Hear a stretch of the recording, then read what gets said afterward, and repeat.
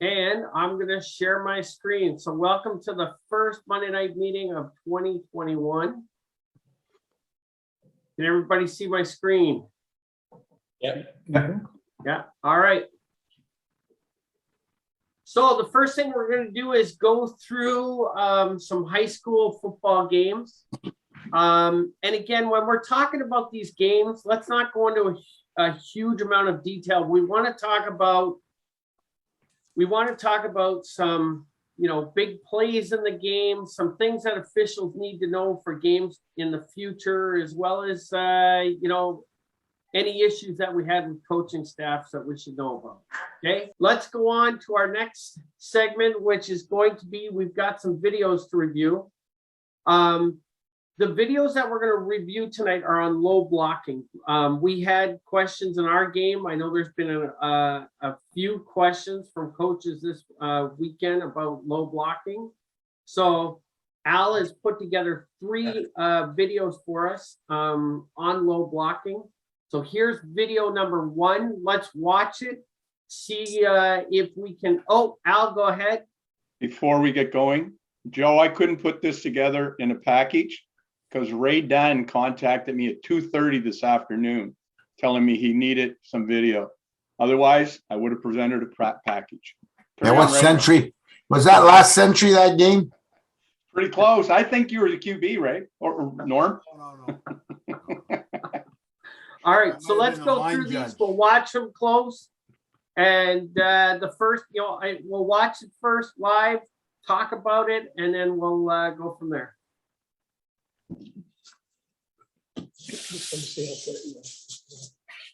Yeah.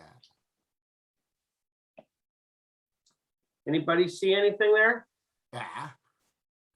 Right in the middle of the play. Roll it again, The right? center. And the Will right chop. guard. And the right guard. Yeah, oh yeah, well, it was And the perfectly legal. Yeah, so. Smart. The entire right-hand side. So that's below the knees. Yeah. Right in the Below middle the there. knees. 4 of Two- the 5 interior one- linemen So you block got- below the knees. Yes. Secure. Now, again, we're being told as officials, where does that block have to take place now? Anywhere on the field below the knees No. is a penalty. No. Is a penalty, Yeah, no? the penalty. That's Yeah. right, Norm. But where does the block have to take place? You mean on the field or on the body? On the body. Oh, above the knee and below the waist in that situation, in the box. It has to be above the knee is Yeah. the key point, okay?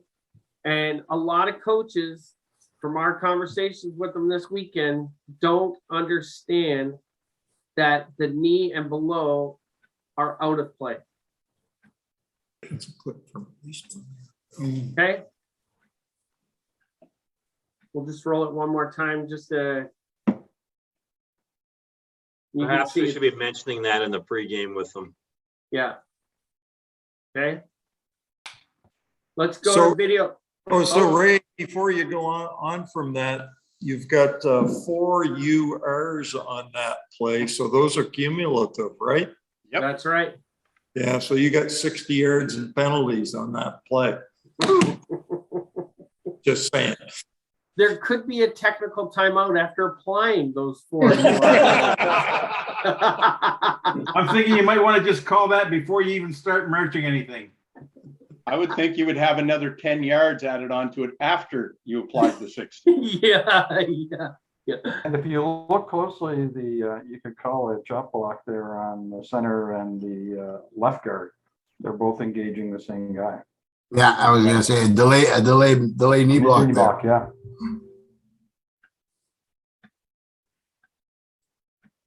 Yeah. Maybe. I think he went low first. He went low, Yeah, but at full speed, it may not look that way, right? Yeah. All right, let's go to video 2. Whoa, just back up a second, please. Whoa. Please, sorry. Correct me if I'm wrong. You're wrong. The term delayed has been removed. Yeah. Right? So Paul pointed out that on the one where we're just talking about, where the center, and was it the left guard? That it may be a delayed knee block, and then somebody said, no, he went low first. Right. Yeah. Please confirm for me how that, I don't have my rule book here, and I wish I did. Yeah, well, the question is whether he's engaged with another player when the block below the knee occurs. That's, Yes, Okay, so in this play, we he's would, engaged with the guy taking out his knees, then the other guy comes in. no, that's engaged with the first guy. It's chopped. Now, watching the Okay. video, he barely gets his hands on him. But again, Don't have to touch him. in a live game, it's gonna look a lot different, right? You don't have to actually have physical contact there. All you have to do is look at him. Strange. Yeah, Yeah, it's where the attention of in this case, the defensive lineman is he looking at the guy going low, or is he looking at the guy engaging high? If he's looking at the guy going high, then you definitely have your delayed knee block. But if he's here, it looks pretty obviously he's looking at the guy going low on him, and the other guy's just giving a little love tap. yeah. Anyway, All right, let's go over to video 2. Video number 2, here we go.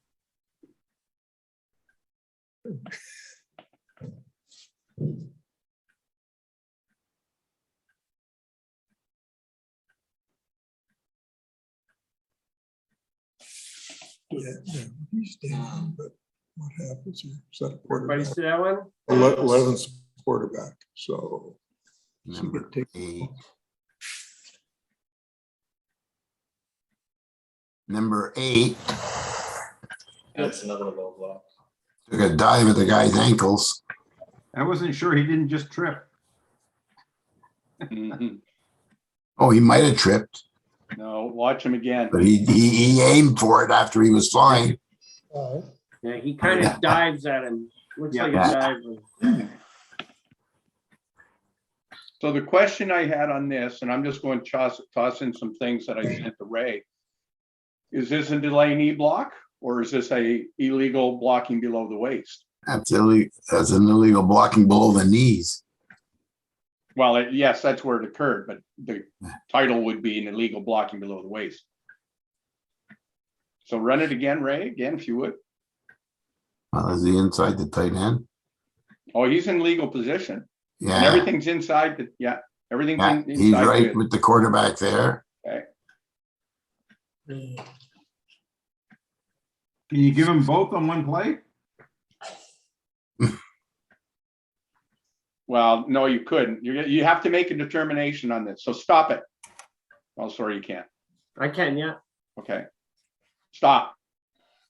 So as you watched him coming through, I can't remember the player's number. The kid in blue is engaged physically with the kid in white, the lineman in white.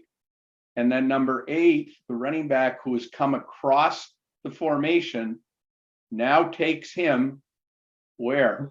Right in the thigh. Okay, so is this a problem? See, started outside, on the other side of the ball. I think if he's within 5 yards of the line of scrimmage, it's a problem. Yeah.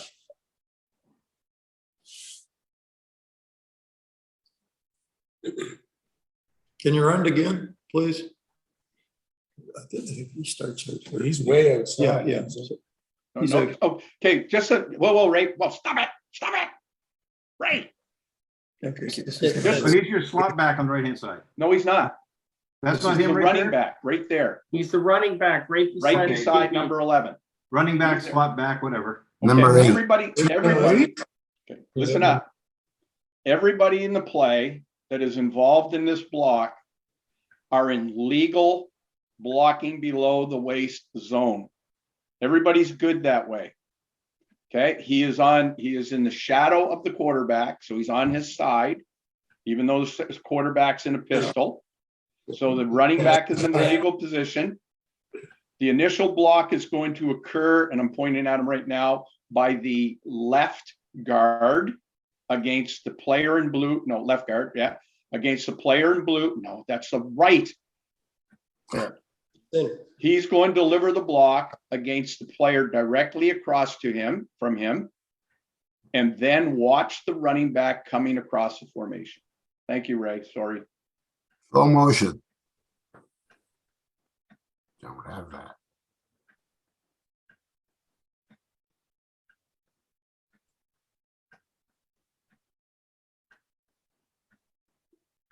The 96.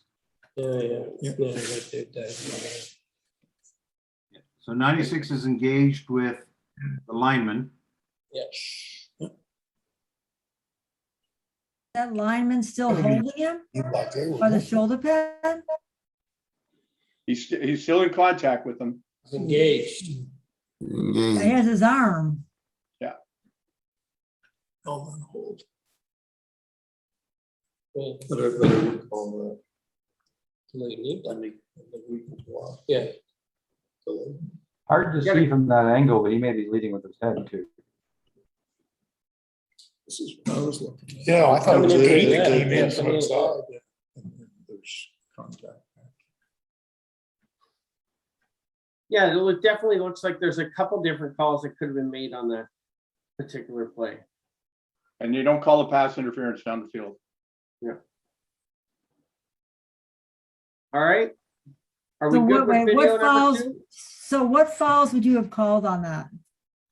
My response, I was asked this question by the coach of the KV, the blue team, if it was an illegal play. And I told him why it was missed, who it was missed by, and that in my opinion, it is going to be a delay knee block. He asked if it was an illegal blocking below the waist.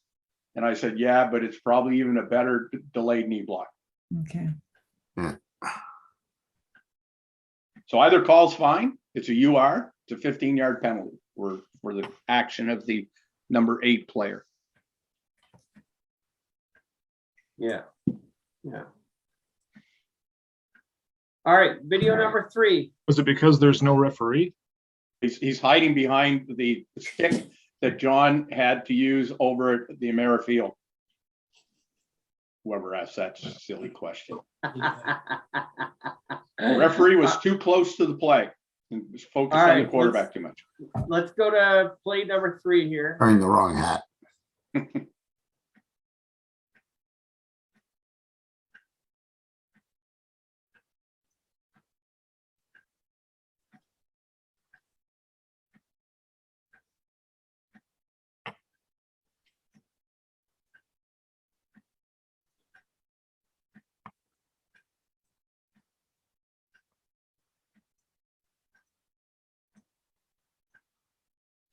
I don't know where I'm looking. or No, what I'm Number looking. number Okay. 12 is the guy I'm seeing, and it looks like a missed opportunity. Looks like he's going low here and missed. Oh, right there, yeah. Oh, Yeah, I got him. He got him. Well, he gets him a bit. That's out to me. So the player you're watching is the running back who is in the shadow of the quarterback on the far side, who steps up as the defensive end rushes and attempts to block him low. Too low. Knee bend there. At the knee. He does make contact. Yeah. Yeah, that guy's leg moves. Yeah. His leg moves backwards. Yeah. Yep.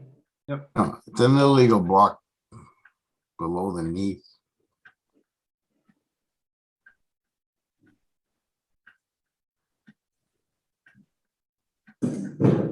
I'll just play it one more time live feed.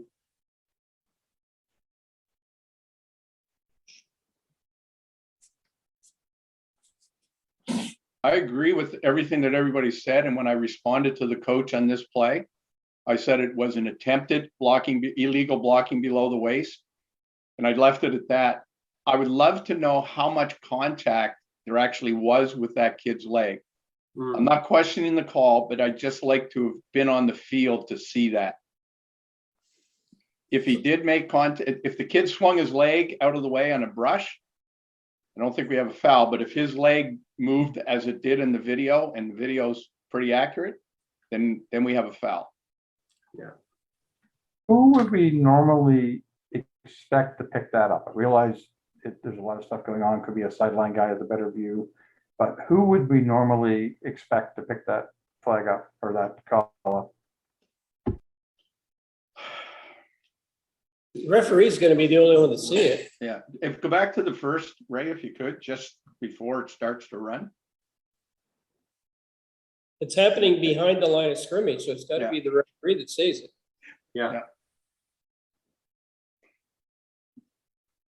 Now, Is that a three-man crew? no, it's a 5-man.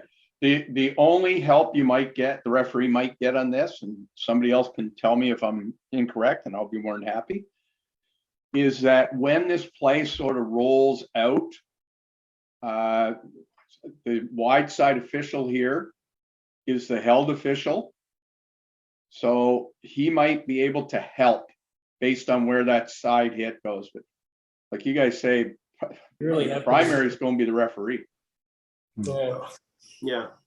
I'm thinking primary is going to be the referee, but that side judge or the line judge or the held official, he's got a lot going on with the line to pick that up, but it would be nice to have secondary look there for sure.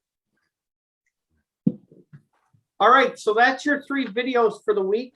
Al's hints of the week are the referee and umpire. Make sure to give yourself lots of room.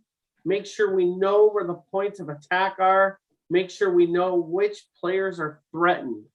So those are the keys to these 3 videos for the week. Okay?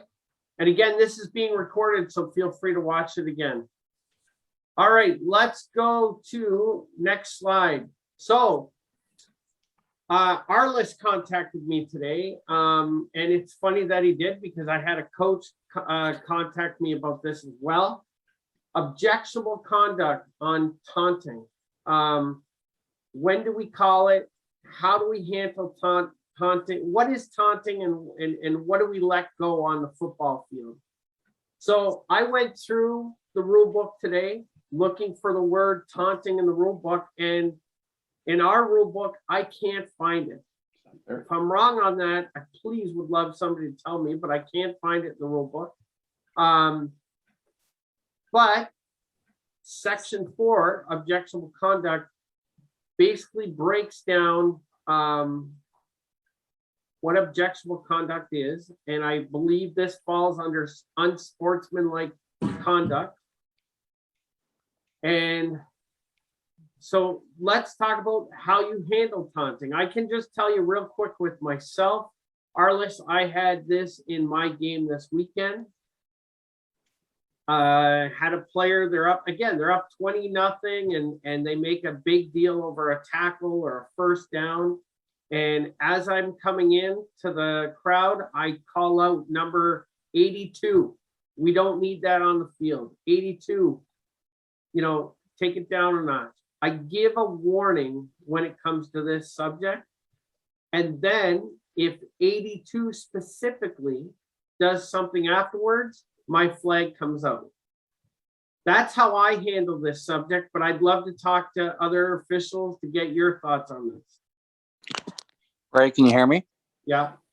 So we had a couple of them in the KV game. We gave warnings to that individual twice. Then the 3rd, the 4th, and the 5th time we flagged them. Perfect. That's exactly what you should be doing. And it was the same player.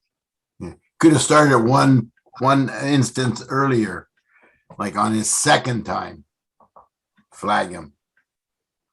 You can't warn though. If the guy's going down the field, he's hot dogging on a touchdown run, I'm flagging that. I'm not giving him a warning. Yeah, Right. No, Yeah. the obvious one that's. Aaron, the ones that are coming up out of the game that John and Arliss were are more the kids jumping up and doing the big flex when they've done something spectacular, or jumping up and giving the first down signal or whatever over top of players and around players. Yeah. It's those ones. Yeah. Don't want people. Go ahead. Yeah, the standard's not to warn the first time on everything. It's if If you see something egregious, flag it, but. Yeah. Use your judgment. It's annoying on the field. It's like going for wings with Dunfield. He flexes after every wing he eats. We don't need that. We don't need that. Jeez, I don't even need one. That's a lot of flexing. The bigger issue, Keep in mind the situation of the game matters too, right? You know, Jack, that's what we ran into exactly. KV was up. It was a beat down. It was obviously not going to change, and they kept doing it, and it changed the tempo of the. It changed the the guys are. Leo Hayes was losing, and they weren't reacting to the losing, but they were getting upset when these guys would jump up and do the big arrow point for the first down after they got a run. Well, it's your 14th first down of the quarter, right? You really don't have to jump up and give the signal. And we did a lot of flags. This one guy had 3. There was 3 or 4 more. I just wanted to make sure we were being consistent across it. let me ask this question. If there's one guy that got 3 flags for that bullshit, why wasn't he sat down? That's the coach. I just Well, asked that. I would have thought after the second flag that you walk them over to the coach and say, Coach, I want you to have a talk to this guy. This is what he's doing. I really don't want him on my football field. You deal with him. Well, Jack and Jack and Fowler, I mean, I'm glad you guys brought this up because here in the rule book, under rules of the game, under section 8, it talks specifically about the coach himself. And I do agree that we should be marching that kid over to the coach. And if we get any pushback from a coach, remind him of this rule. To me personally, guys, if that was me, and I have to see it, so bear with me. If the same guy was flagged 3 or 4 times for taunting, I'm marching them over to the coach and saying, Coach, you're sitting him down, or I'll formally sit him down. You decide. Right. So I got a question on that then. So is that written, like, I'm not a white hat and stuff like that, but is that written in a book somewhere where they have that rule? Because what we got to realize too, in that same game, we had one guy with 4 OCs or 3 URs. Same guy? Yeah.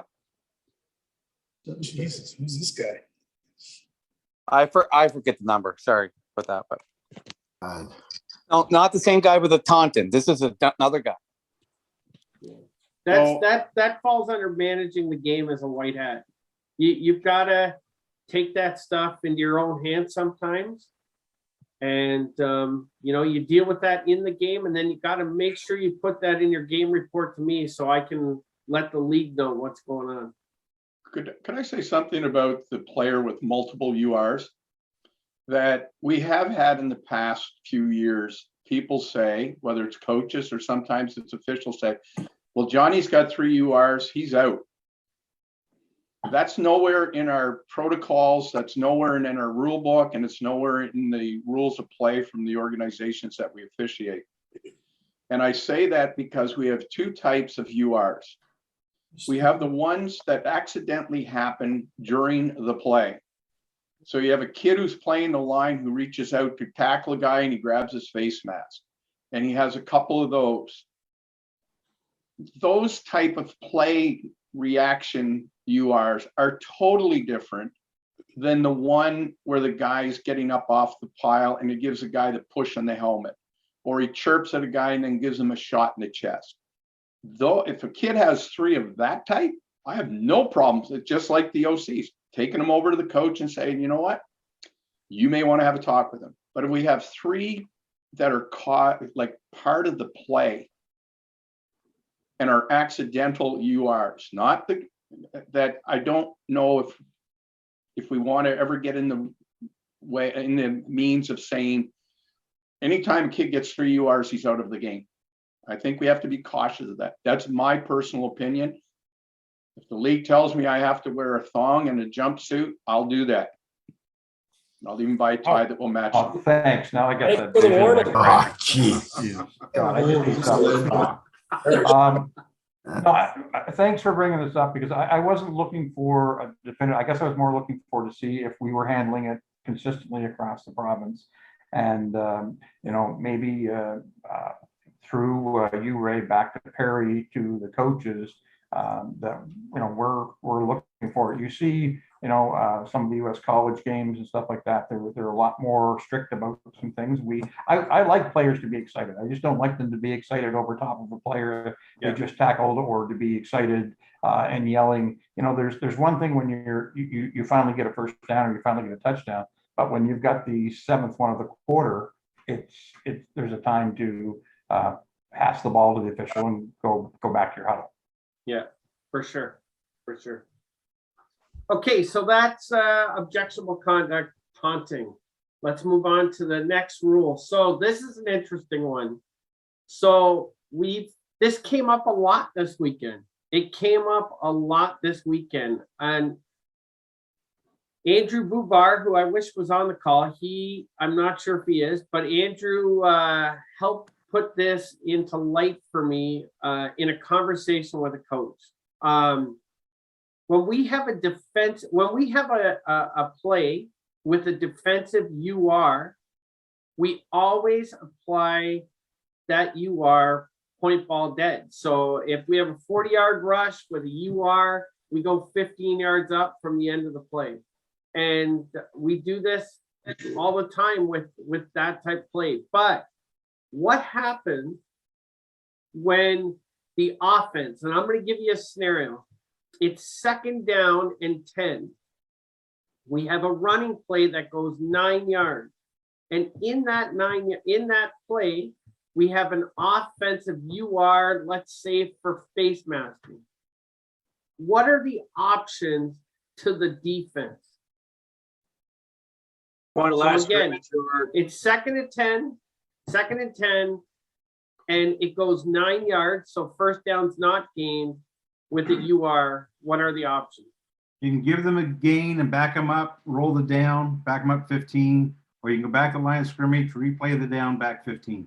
Agreed. Yeah. Easy peasy. That's great. Or they can decline it and take the gain. No, you never decline a UR. I said they could. You don't ever have to. You could, but you don't ever have to. Correct. You can There's always Go ahead, Bill. Depending on the timing of the play, Bill, if you're in the last 3 minutes, you may want to decline the penalty to get the clock running.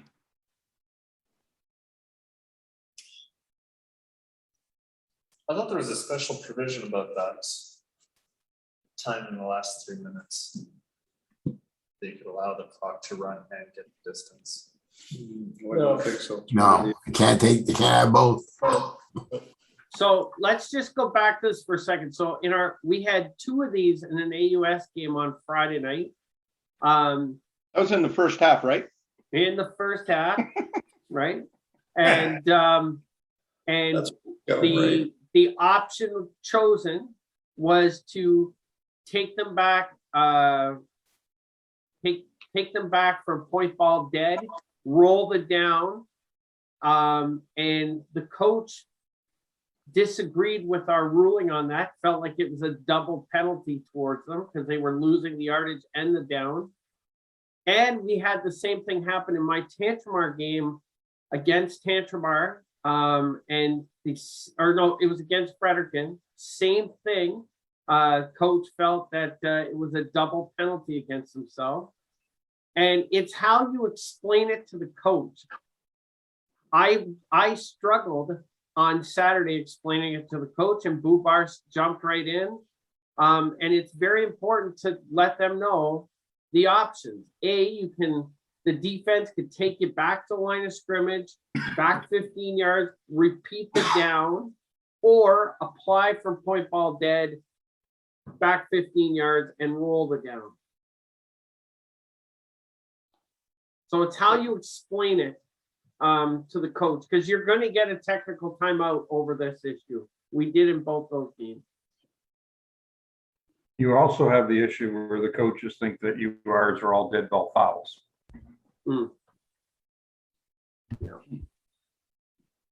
All right, any questions on point of applications?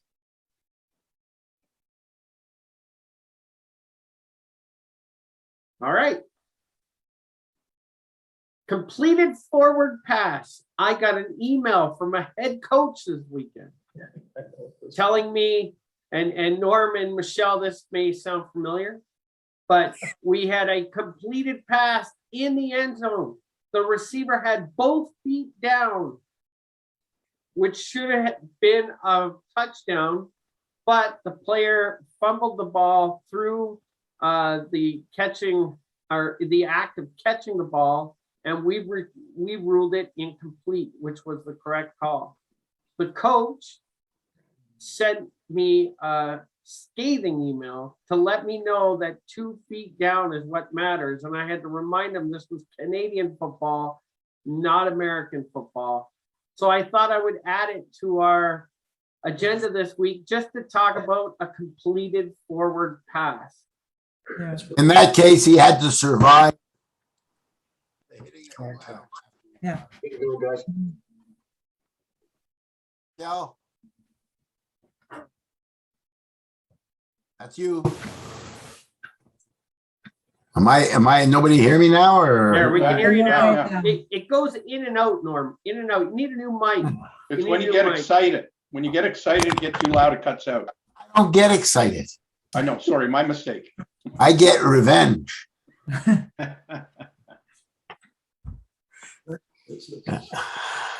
Anybody else want to add any comments to this completed forward pass? Any other big things we need to know about a completed forward pass?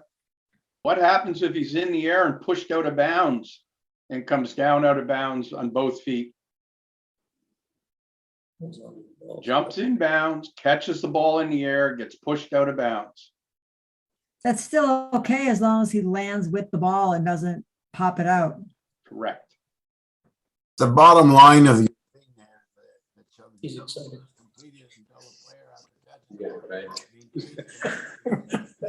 We can't hear a word you're saying, Norm. Not a word you're saying. Wait, start again. paragraph on the screen. We need to get a headset for Norm. Headset for Norm. All right, so that's your completed pass. It's only 1 foot down. It's not 2 feet down. Remember that when you're ruling this on the field and talking to coaches, because there's some of them out there that think it's 2 feet down for a completed pass. And that's basically the end of this segment for your Monday night meeting. Is there any questions or comments about the material we went over tonight? Pretty disappointing participation, I gotta say. I can't see who's all in the room here yet, Bill, but yeah, participation for Monday nights. It's always been a challenge, even when we're doing region meetings for Moncton. And hopefully we can, get more officials in here so we can see consistency across the province. That's really what we want to do with this format is to see consistency. In order to get that, we need people in these meetings. Yeah, Ray, I'll take a bit of that on myself. I did send out the meeting request very last minute for people, but I'm hoping that giving the option between in-person and online, there should be very little excuse to miss. Yeah. So we'll give everyone a bye this week, but I'm hoping for better participation next week. Okay. 2 things, Ray, before we say goodnight to everybody. Eric, Bill Pickerel, our good friend, has a list of trainers in the Moncton zone. And with all the numbers of guys you have up there, you guys should run one. Let me know how many. And on Saturday, I'll bring the materials up. Secondly, this upcoming weekend is the first weekend of the AFL. Review your 6 official positioning. If you don't have that manual, go to cfoaref.com, check documents, and you will need the 6 official positioning and the elite positioning. because they work hand in hand. I'll send it back out. It'll be the 5th time it's been sent out this year because there were some 6-man crews that were struggling with the deep officials as well. So And the other thing with the AFL is that there are 3 documents that went out that our president is supposed to send to anybody working the AFL. One are their special game day rules, which really there's one, and that is their overtime rule, that when they go to overtime after the first series by each team, if it still remains tied, they must go for 2 points after that. It's not like in the rule book where you have to go 2 tries. There's also a game day, 2 game day things that are in there. One of them talks about announcers at your games. St. John seems to be an issue. And also what the schools are supposed to provide us. I have sent notes to Larry Wisniewski twice, asking him if we have access to changing rooms here in New Brunswick. To my knowledge, at UNBSJ, we will. I'm assuming that the games that are being played by UNB Fredericton, they will have changing rooms at the rinks, or they're playing one game at College Field, which would mean it would be in Beaverbrook Rink if it's still there. Anyhow, thank you. Who's got the, I was looking for the AFL special rules and I couldn't find them. Bill, the only special rule is the overtime rule. They go overtime, but after the first series, they go for 2 points, and they're 15-minute quarters. Okay. So that's in the email that I sent to Ray to distribute. Okay. Yeah. You're gonna get that out, Ray? yeah, I'll have it out tonight. Great, thanks. Anything Got a else? question? Oh, we got a question? If you can hear me, Go ahead, Norm. any news in the Moncton area with schools like Riverview with COVID? I have heard that there's a case from the Riverview School. I have not heard anything come out from the MBIA, what's being dealt with that situation. I will ask Perry that question tonight in my email to him. Okay. I don't think you're going to hear anything till Wednesday, according to Mr. Cardy, their meeting. And as of today, the only place in the province that wasn't allowed to start anything new extracurricular are in the Dalhousie and the Campbellton communities. There was nothing mentioned about extracurricular in the rest of the province. So Wednesday might be the day we hear that. Okay, thanks, Al. Yeah. All right, well, if there is nothing else, I'm gonna stop recording and call it a night from my perspective. And enjoy your regional meetings as far as what's going on in your local areas.